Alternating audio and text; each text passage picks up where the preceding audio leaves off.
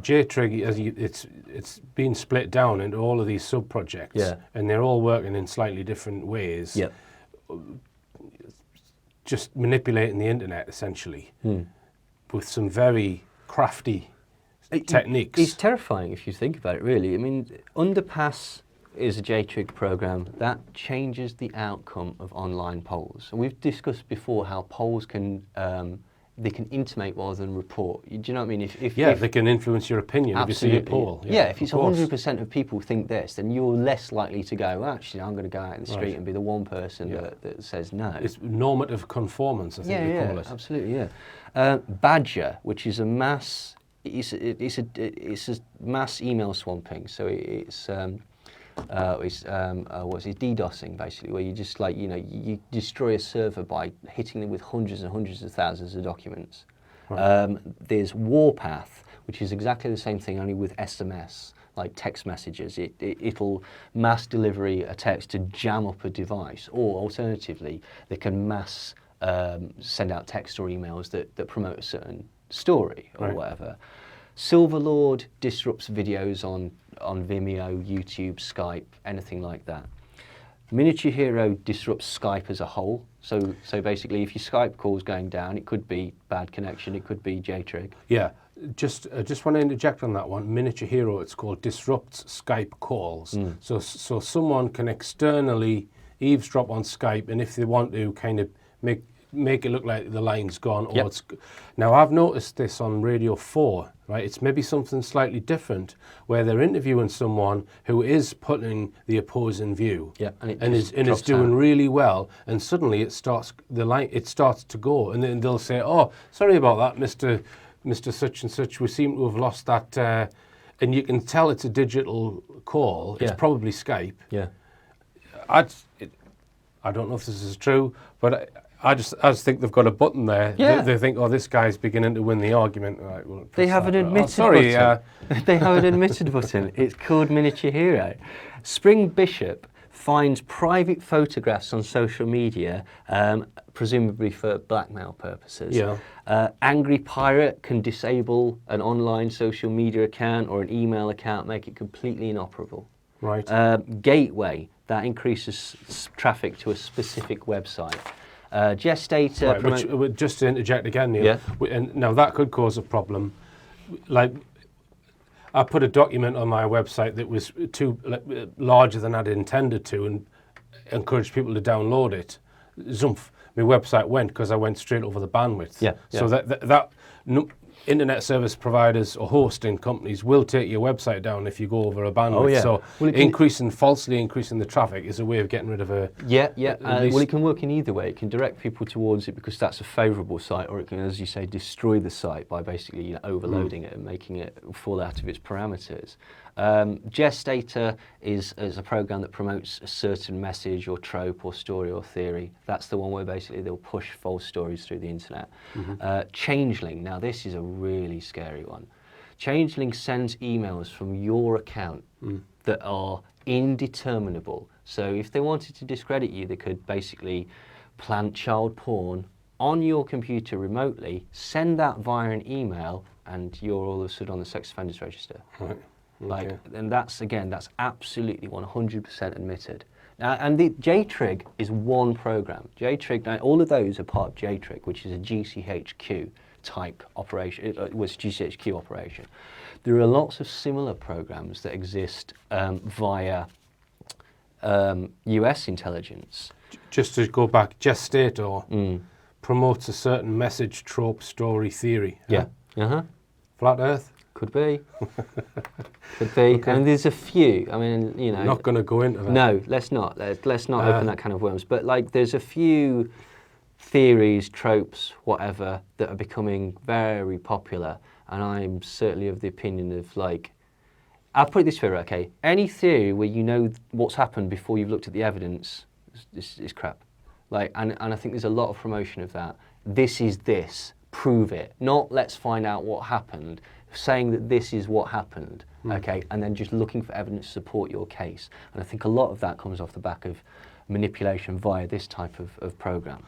So there's other programs other than JTrig, just Yeah, absolutely. Well, I mean, in 2008, the Pentagon ran a project called Sentient World Simulation, and the point of this was to see how groups of people would react to propaganda fed to them via the medium of social media.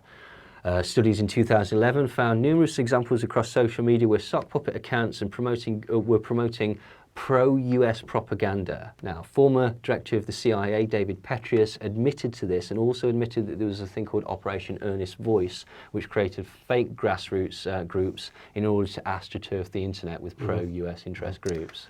Yeah, just one point about how social media as opposed to a flat internet, which is just people looking at websites.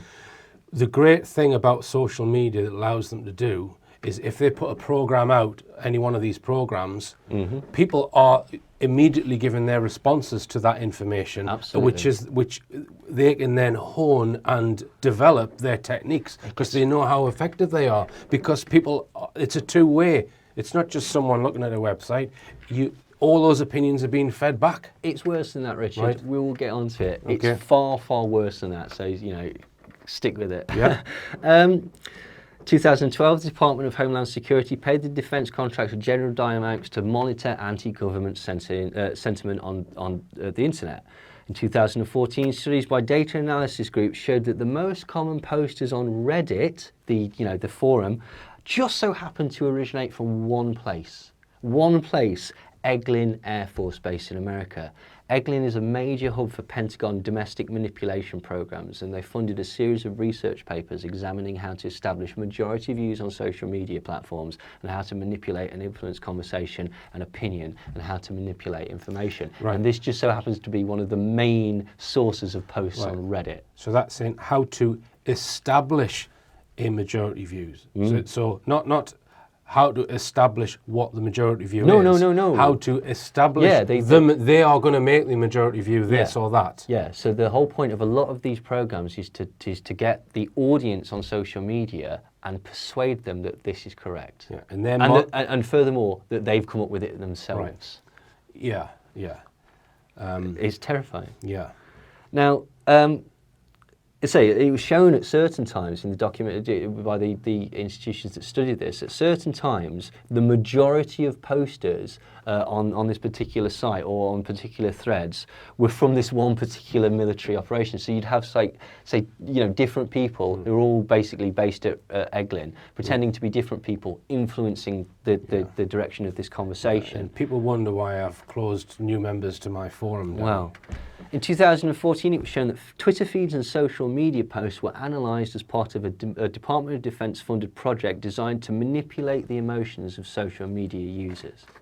Okay, there's a project called SMISC, Social Media and Strategic Communications, and this specifically looks how to influence and change behaviour in social media users. And this is called stochastic terrorism, right? Okay, what you're doing is essentially you're influencing. It's like a hate preacher or an imam or someone like that. You're not committing a crime. You're injecting this information into the sphere that might influence somebody to act on that, and that's called stochastic terrorism. Right. And this is, again, it's a very, very powerful. You could create essentially tail-chasing stories that go nowhere to distract people from real stories. Very much like in the Manson case, but now we've got it in the space age, so to speak. In 2014, it was shown that the Pentagon has a counter reset button that can kill any viral story dead. You can just Right. So memory hold this stuff. might be a story that's true and it's damaging to a government, let's say. Right. And so they can slow down or halt that. You see, this is why I keep an email database for people who watch this program. I encourage people to give me their email address. Yeah. And I have software which sends out to every person. Yeah. And really, unless you've got some real direct measure, you can't really get in the way of that. You can't stop those people getting those emails, right? That's why I don't use social media to promote, for example, Twitter or Facebook.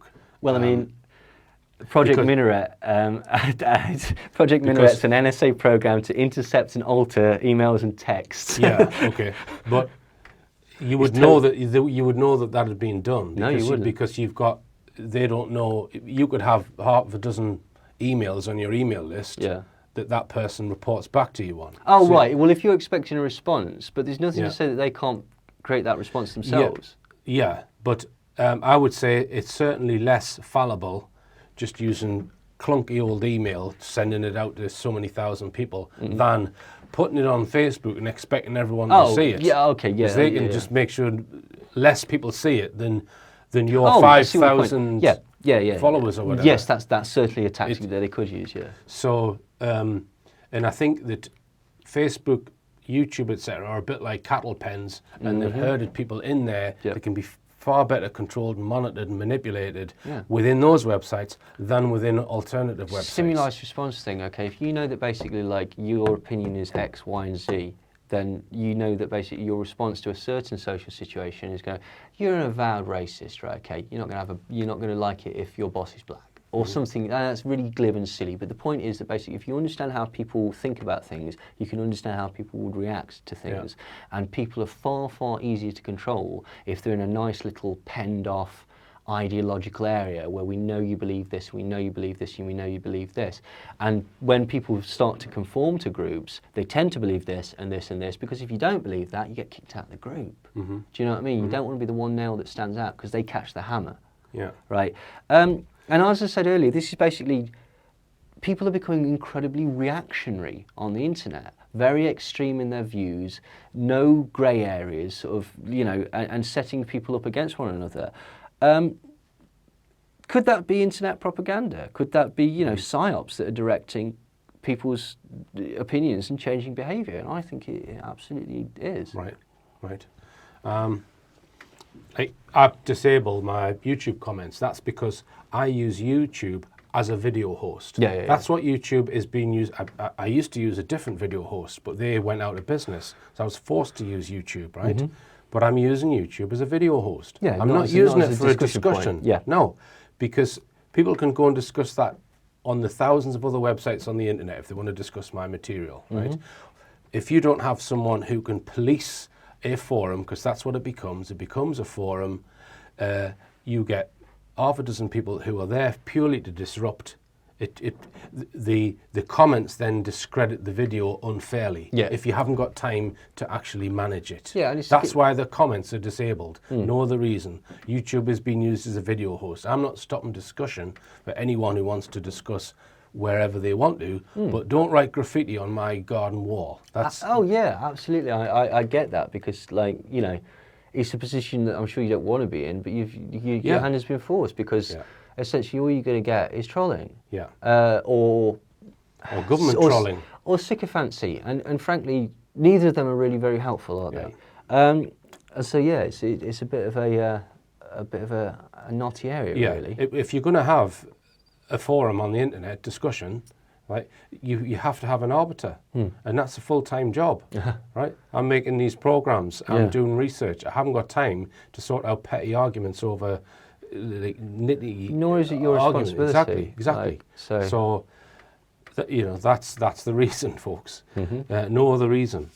But as I say, I'm quite happy for people to discuss all the videos on their own web space.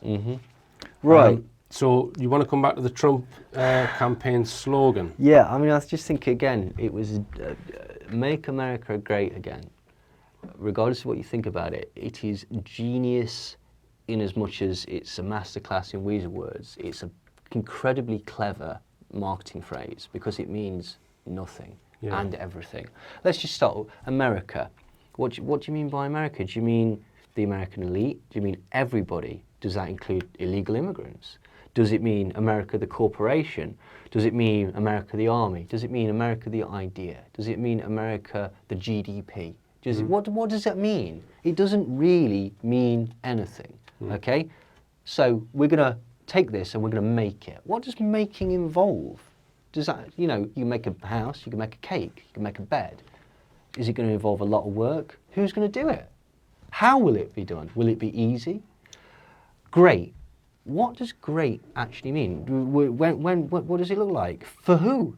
Great militarily, great economically, great intellectually, Will it create things? Will it discover things? Will it be beneficial to itself or other? What does great mean? And again, well, that's genius, because that's a lovely appeal to nostalgia there. It was incredibly clever. It's talking about this past, this indeterminable rose-tinted spectacles that never really existed. So when was America great? Was it great in the 50s? When there's no civil rights? Was it great in the 80s when you were committing genocide against South America? When was it great? And was it universally great? I'm pretty sure there's a lot of people in the 80s that weren't as happy as a lot of other people in the 80s in America. Just before Kennedy got assassinated. Yeah, that was it. It was perfect then, apparently. Unless, of course, you were a minority, or or it's any of the other things. But it's meaningless. Basically, the point is that you apply your own meaning to it, and two different people will get two completely different meanings. So in that sense, it has to be respected as being a very, very clever tactic. Now, and you think Trump has got genealogy links to the global elite, do you? Oh, totally. He's 19th cousins to the Clintons. Like, he's got an ancestry full of British royalty and aristocracy. Like, Right. he's not a man of the people. I know he sold that I'm a man of the people, blah, blah, blah. He's connected to the mafia via his business dealings. He's got an incredibly dodgy tax reputation. He's got an incredibly dodgy record on not paying working people, small contractors, and basically saying, sue me. Oh, can't afford to sue me? Well, tough, you don't get paid. Yeah, that's the Duncan Bannatyne business model, apparently. Yeah, absolutely. You don't get to be that wealthy by being nice, do you? Like, he's got an incredibly dodgy record on suing people who says things he doesn't like. He's a bad businessman, right? Okay, that's just a fact. He continuously lost money for investors. He was bailed out of bankruptcy by a Saudi prince, which completely goes against his rhetoric. He's pro-big oil. He's advocated censorship of the media. He's advocated censorship of the internet. His foundation has continuously been accused of corruption, theft, money laundering. He's pro-civilian death in conflict. He's pro-military. He's pro-torture. He borrowed $160 million from George Soros, right, okay? That name is usually enough for people who are on that particular affiliation to go, ah, George Soros. They were co-defendants on the same lawsuit, him and they're friends. They certainly were business partners. Like, he's got an ally in Rupert Murdoch. Rupert Murdoch was sticking up for Trump recently. If alarm bells aren't going off, then for Christ's sake, like, he made overtures to 9/11 Truth, basically, because he was courting that InfoWars crowd and stuff like that. And then basically makes kissy faces at Rudy Giuliani and decides that we're going to send 20,000 troops into Afghanistan because that's the cause of 9/11. Well, he's either lying or he was lying before. So, you just don't trust him. I received emails, I'm not sure if it was just before or just after Trump was elected, essentially begging me to support Trump because he was wanting to investigate 9/11. Could that be because Robert Mercer set up an entire node of alternative media telling you that that was the case? Yeah. I'm pretty sure it was. Also, he's got incredibly close links to Jeffrey Epstein. Yeah. Like, Virginia Roberts, the 15-year-old masseuse that was hired by Jeffrey Epstein and used as a prostitute for his friends and was photographed with Prince Andrew, after being courted by Ghislaine Maxwell. Right. Which I believe we talked about before. They met at Trump's Mar-a-Lago golf course where she was working as a coat attendant. He's been friends with Ghislaine Maxwell since the late 1990s. In 2002, Donald Trump said this about Jeffrey Epstein in New York Magazine. "I've known Jeffrey for 15 years, terrific guy. He's a lot of fun to be with. It's even said that he likes beautiful women as much as I do, and many of them are on the younger side." This is a convicted paedophile. "No doubt about it, Jeffrey enjoys his social life." Sorry, Jeffrey Epstein is a convicted paedophile. Yeah, Jeffrey Epstein is a convicted paedophile. Yeah, certainly with Trump's business dealings and his tax affairs, there's enough there if people wanted to, or if the right people wanted to get rid of him tomorrow. Yeah. Not to mention possible other stuff that you've just mentioned. Yeah, well, I mean, he said he was subpoenaed during Jeffrey Epstein's 2009 child sex case. Right. And Trump basically negotiated with lawyers to give a private deposition to avoid court. Now, this was off the back of the fact that basically it was shown that Trump was making calls from his private home line to the Palm Beach and Malibu properties of Jeffrey Epstein, where dignitaries were filmed with underage children, and that he visited. I mean, I know a lot of people make a lot of thing about Bill Clinton being on the Lolita Express, and I'm absolutely sure that is an accurate portrayal. But Trump was going to the same places with the same people at the same time, doing the same things. Mm-hmm. All right. So,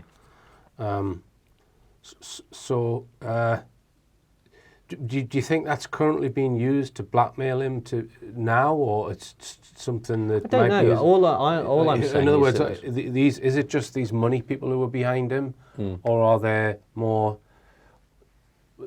CIA or what? I don't know, but all I'm saying is that's indicative that he's not the man of the people for the people that he's portrayed, that he's actually far closer. I think a lot of these rivalries are actually, nonsensical. As I said before, he still talks to the New York Times. He still sent Anthony Scaramucci to go and speak to CNN, despite proclaiming them fake news and stuff like that. The CIA is a vested interest in the media, as we know. Like, I just think they're all mates. I do like it when he points at the BBC journalist at the press conference and just says, "You're fake news," and he goes to someone else. Well, I do like that. Well, yeah, it's a very entertaining tactic. Yeah. And you could see, he's quite a charismatic person. He's a TV star. He's Ronald Reagan plus, isn't he? He's Ronald Reagan that can actually sometimes string a sentence together. Doesn't always make sense, but all the words are there. Like, and yeah, this is. But I would say I'm of the opinion that basically he's just an arrogant person, and that these other people are using him as a tool. I don't think he's a nice person. I think he's a despicable person, and I don't think that he's an honest person or a good person or anything that you would go, yeah, I'm going to give you a tick in this box. But I think that it's actually the people behind him that are the sort of the driving influence. Now, what you're saying is he's a twat. Yeah, he's a twat. Right, yeah, we'll go with that. All right, so we'll come on to Australia now. Yeah, well, I mean, this is just kind of to sort of preface what I've been talking, to sort of add to what I've been talking about, preface what we're going to go on about. All of this is going to tie together and make sense at the end. So there'll be some people who are sat there seething because we're having a go at Trump and stuff like that. But just stick with it. Right, do we think that Western governments would overthrow other governments? Well, yes, pretty much. Iran, Venezuela, Chile. Well, we've tried it in Turkey recently. Well, we're doing it in the Ukraine at the minute. We set up, I mean, this has actually been admitted now, that we set up a right-wing coup in the Ukraine to basically, it's to do with gas pipelines, right? This is what the Russia thing is to do with. Like, Russia's trying to get a gas pipeline through Ukraine. It's also it's been trying to undermine the EU since it murdered the Polish government, right? Okay.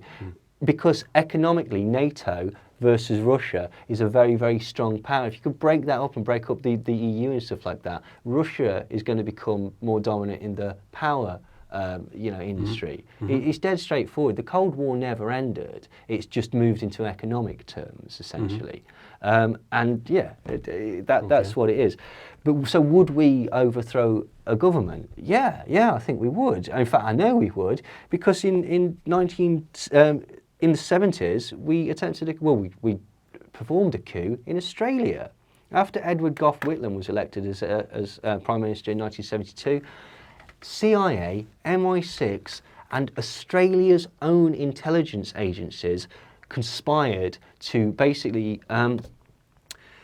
they made it look like there was financial improprieties on the part of this particular Prime Minister, and 4 years into his term they made him actually resign. Now, this is because basically the elected Labour government had threatened to close Pine Gap, which is a missile testing base. They'd also raised wages, increased public services, and they were due to remove God Save the Queen as the national anthem. They proposed a withdrawal from Vietnam, and they started to recognise the state of Palestine.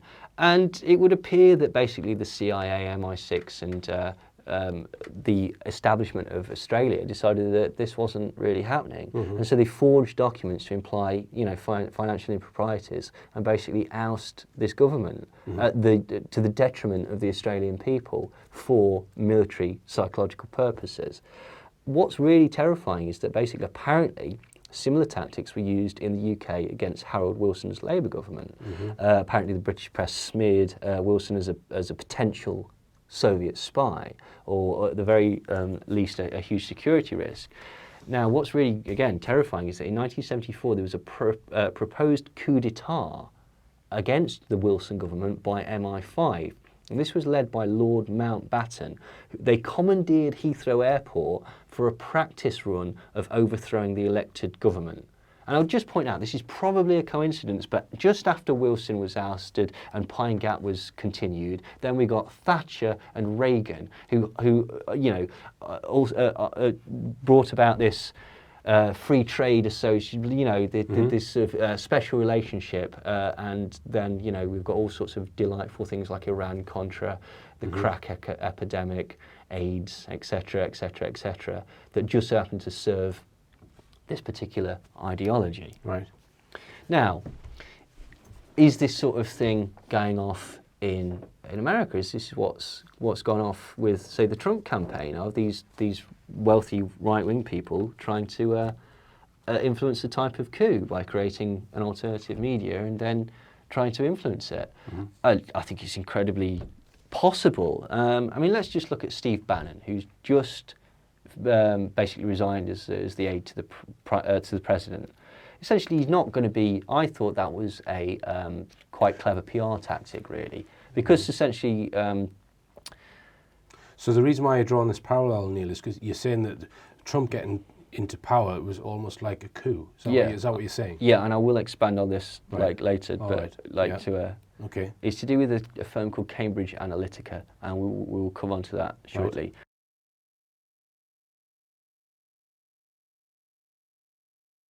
Steve Bannon, who's the chief executive or former chairman of Breitbart News, now he dubbed this platform, he said this is the platform of the alt-right. This is the media. Alt-right, A-L-T, yeah, right. This was the alternative right wing. Yeah, it's far right, but for the media age. Essentially, if you call it far right, people will go, oh, that's bad. If you call it alt right and you have Richard Spencer basically got punched by the left wing activist. He's sponsored by William Regnery through MPI and various other sort of like right wing think tanks. He gets millions of dollars for him. William Regnery also published a couple of Trump's books, and during the election, he set up automated phone lines in order to promote Trump. Richard Spencer is the person that coined the phrase alt-right. He said, we are alt-right. And it's essentially a media term that basically softens the concept to make it more palatable. But Steve Bannon basically said that Breitbart News, which is the functionary that put out all these fake stories beforehand, he's an ex-US Navy officer. He's described by others as a militarist in love with war. This is not a happy fellow, basically. Right. After the military, he went to work on Wall Street for Goldman Sachs because his friend's father was a senior banker there. And later, being sponsored by Robert Mercer, he made a series of apocalyptic right-wing documentaries praising people like Sarah Palin and Ronald Reagan. Ronald Reagan's domestic policy was racist, his economic policy was a failure, his foreign policy amounted to genocide and drug importation, and he committed high treason. So anybody that thinks that Ronald Reagan was a sterling example of an American president needs to go and open a book and read about the guy, because everything that they say that he did well, he didn't. Okay. Bannon invested $60 million of Goldman Sachs money into IGE. IGE is a computer games company that would basically, if you in games like World of Warcraft, you need to like get gold and stuff like that. But in order to do that, you need to do mundane tasks, which is boring. What they would do is they'd hire gamers to do these mundane tasks and then sell this gold to people for real money. Okay. So basically, they're making profit out of nothing. Right. It's incredibly clever. The only problem with that is that basically at the time, IGE, the time that Goldman Sachs via Steve Bannon was investing in IGE, it was run by the wanted paedophile Mark Collins Rector and the known paedophile Brock Pierce. If you've seen or you're aware of that documentary, An Open Secret, Brock Pierce and Mark Collins Rector are the two paedophiles that were allegedly connected to Bryan Singer that were involved in that story. And so these are you know, these are friends of Bannon. Milo Yiannopoulos, by the way, who's also connected to Breitbart, was at still not named those paedophiles he saw raping young twinks at Hollywood parties, which is surprisingly similar to the Bryan Singer, Mark Collins Rector, Brock Pierce allegations. Yeah, this is very. The third CEO of IGE was also arrested and charged with child sex trafficking, and these are the people that Bannon sort of associates himself with. He's got a history of domestic abuse and refusing to pay child support despite his vast wealth. He was influential in sort of changing the direction of the Tea Party to being more sort of like overtly far right, and was known as the Leni Riefenstahl of the Tea Party. I mean, the whole point of Breitbart, which is basically his Mercer-sponsored Trump-promoting media outlet, is to foster an hysterical fear of anything that's not conservative. Like, So Breitbart. Yeah. So is this knowingly connected to Trump, Breitbart? well, it's owned by Robert Mercer, and Robert Mercer was the main financier of Right. the Trump But campaign. does Trump talk about Breitbart? Yeah, Right, and all right, InfoWars. okay. They basically have become this whole sort of circular thing where InfoWars will share Breitbart stories, Breitbart will share InfoWars stories, and then Trump will tweet about them. Right. And they're incredibly pro-Trump So- and pro-Richard Spencer bef- and pro-white Right. supremacy. So before the election, then you think that that whoever's backing Trump was trying to mop up the alternative Media. community Yeah. media,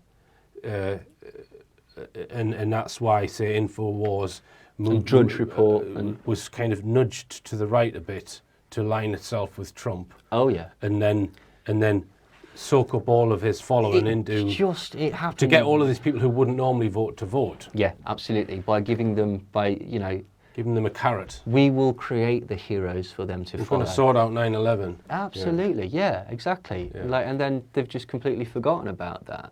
And so anything progressive, anything foreign, anything that conforms to a religion other than Christianity, anyone that's not white and fairly well-to-do is categorised as a threat to the very fabric of Western civilization by Breitbart. It's a nationalist paper, and it tends to err towards white folk. The Charles Martel Society, okay, it's a far-right ideology think tank and charitable organisation that gives money to various right-wing organisations. The National Policy Institute. These are basically, again, promoters of far-right ideology. This is where Richard Spencer came from. Richard Spencer is the person that spawned the phrase alt-right. He believes in a completely white ethno-state.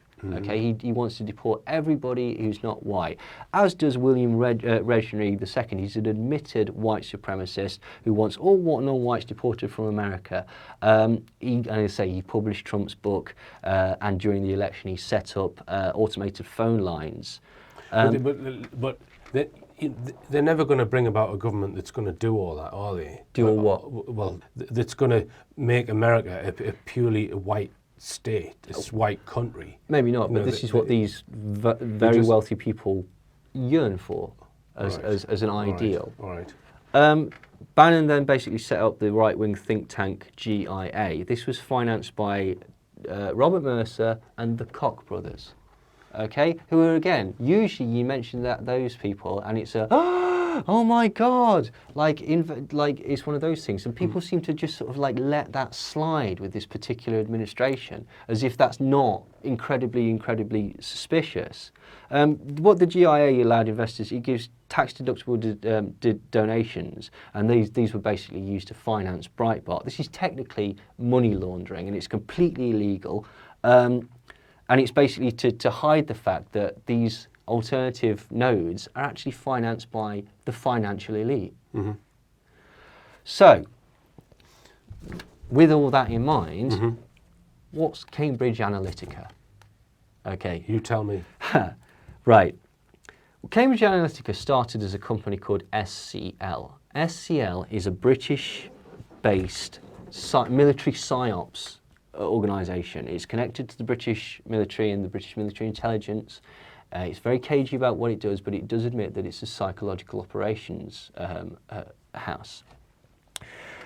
Robert Mercer bought into SCL. He basically put a huge amount of money into this military psychological operations company, and they created this firm called Cambridge Analytica, and it's a firm that specialises in data mining and targeting campaign material or propaganda at specific audiences in a manner specifically catered towards the most impact for that specific target group. And basically, they hooked up with Aggregate IQ. Aggregate IQ is a data mining company based in Canada. During the run-up to Brexit, Vote Leave, Leave.eu, the DUP and various other people gave huge amounts of money to Aggregate IQ. The reason that's perfectly okay is because Aggregate IQ is Canadian, so it doesn't fall under the purview of the British or European election cycle. You're not allowed to look at their campaign material, the propaganda, the stuff that they've actually been doing. That's perfectly legal. It's a loophole that allows them to do stuff outside of the UK. Robert Mercer just so happens to own the IP address of Aggregate IQ. So it is a definite node of Cambridge Analytica. But as I say, because they're foreign, it can't really be investigated. Now, SCL used to advertise Aggregate IQ as their Canadian branch, but this was basically removed later, although if you phone their Canadian branch number, you still get through to Aggregate IQ. During the run-up to Brexit, Aggregate IQ was paid to micro-target potential voters via propaganda campaigns via Facebook and social media. What's micro-targeting? Micro-targeting is individualised political messages delivered in the most effective manner to cause the most extreme response. Basically, Aggregate IQ built all the software for Cambridge Analytica. SCL, which is the precursor to Cambridge Analytica, has board members from Marconi Defence Systems, British Military Psychological Operations, the US Marines, and it uses military psyops tactics on domestic populations. It's technically a private domestic company, but it's got all these links to elite weapons manufacturers, psychological operations, the Pentagon, and British military. So essentially what Cambridge Analytica and SCL did is they used psyop tactics on the public in order to influence their political belief and drive their voting tactics. Right, let me just interrupt you there, Neil. So would this be via Facebook? It was entirely via Facebook. Right, so, okay, so those companies have devised some software that will make appear on your Facebook interaction messages, because they know that you're going to vote this way. Well, they know that you like this, that, or the other. So they're going to target you. They're going to target you with some information to sway your vote. Yeah. What they did was they bought everybody's data from Twitter, Facebook, and other social media, and then they sent algorithms through this. So let me ask you this question: they've got data that they've derived from social media. Yeah. The next step is to then use that data in order to manipulate those people. Yeah. Now, how can these private companies put their software into Facebook's own back end? I'll explain. The goal is to capture every single aspect of a voter's information. So what they do is they spread propaganda and plausible lies, fake news, that type of thing, things that will get you riled up. They take millions you often find this on Facebook. What do you think about this? What do you think about this? What do you think about that? Vote on this, vote on that. They're constantly fishing for information from you all the time on Facebook. Yeah, absolutely. Well, basically what they did was they took everyone's information and they examined it. So what pages have you been on? What have you liked? What have you disliked? Let's look at your conversations. Let's see if there's any themes running through this. And they did incredible analysis of this. And which can be done in software. Oh yeah, and what they did was they figured out, let's take you, right? We'll look at Richard Hall's Facebook page. What makes Richard angry? Okay, what makes Richard angry is, I don't know, white pieces of A4 paper. Next day, an advert would appear on your Facebook page saying, because we also know that you don't like traffic wardens. Traffic wardens are flooding the UK with white pieces of paper. Do you want this to stop? Then vote Trump. Yeah. Vote Brexit. Yeah. It's targeting that person. Micro-targeting, yeah. Micro-targeting, something that person feels passionate about. Yeah. And they're saying, well, our candidate will solve your individual problem. Yeah. Now, so these are the question, Neil. How can these companies then, how are they allowed to have their software integrated into Facebook software? They're not allowed to do it. They're allowed to buy the company. Right, okay. Now here's where it gets strange, because during the beginning... They're allowed to buy which company? They're not allowed to do this. During the election, basically what happened was, they're allowed to buy the data, but they're not allowed to influence it, because this is party political influencing, and this has to be right. like... So how are these companies getting that micro-targeting advert? Because they did it through Canada, because they did it through Aggregate IQ, which means that it can't be investigated. Now, during the beginning of the campaign... just interrupt you again. So Aggregate IQ then, they've got some connection with Facebook then, have they? No, Aggregate IQ is the Canadian data portion of this data mining company, Cambridge Analytica. Right. During the beginning of the campaign, Cambridge Analytica and their chairman and various people were really, really proud that they were on part of the Leave Brexit campaign. Right. They says, if this is successful, we're going to apply the same tactics to getting Donald Trump elected.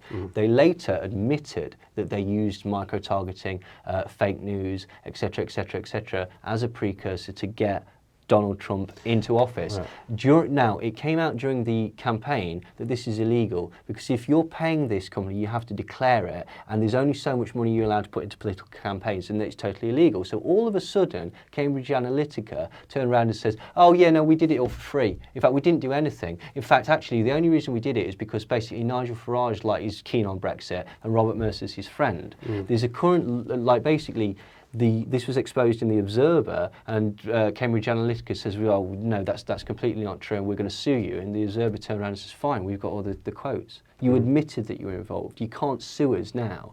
For some reason, nobody's looked into this highly illegal manipulation. So is there an interface then between Facebook and Aggregate IQ? No, they just bought all your data. Yeah, okay, so they've got so Facebook give them a load of data, which enables them to figure out how everyone ticks who's on Facebook. They know what message that person would love to see in order to influence their vote. Yeah. How does that company then get Facebook to put that message on that individual person? You just set up a SOC account and just send them a message. All right. Yeah. So it involves setting up a whole load of fake Facebook accounts. Right. Or just as we were talking about earlier, you put that information out and somebody spreads it, and somebody spreads it, and somebody spreads it. If you're friends with somebody on Facebook, the likelihood is there's 2 or 3 people at least on there that have very similar ideas. So that's a block campaign. Right. You've answered the question there. They have a whole load of SOC accounts. That they own. Yeah, absolutely. And there could be thousands of accounts. It's connected to also to Palantir, which is Peter Thiel's data mining corporation that's incredibly, is part of this sort of increasing panopticon of like total non-privacy. All your information is utilised and is used against you. And as I say, Cambridge Analytica now works directly with the Pentagon. Do you think that data includes the private messages? Yeah, absolutely. Really? Yeah. Everything. There is no privacy on the internet. So a Canadian company bought from Facebook a whole load of data that have been mined from Facebook, and it includes a private messages, say, between me and you or anyone, really? Yeah. They bought this data and they specifically analysed it to see what makes you angry, and then they found out what makes you angry, and they utilised that to manipulate you into voting a particular way. Nigel Farage, Robert Mercer, Steve Bannon have been friends and colleagues since 2002. Breitbart set up its office in the UK to promote and support UKIP, which is Nigel Farage's thing.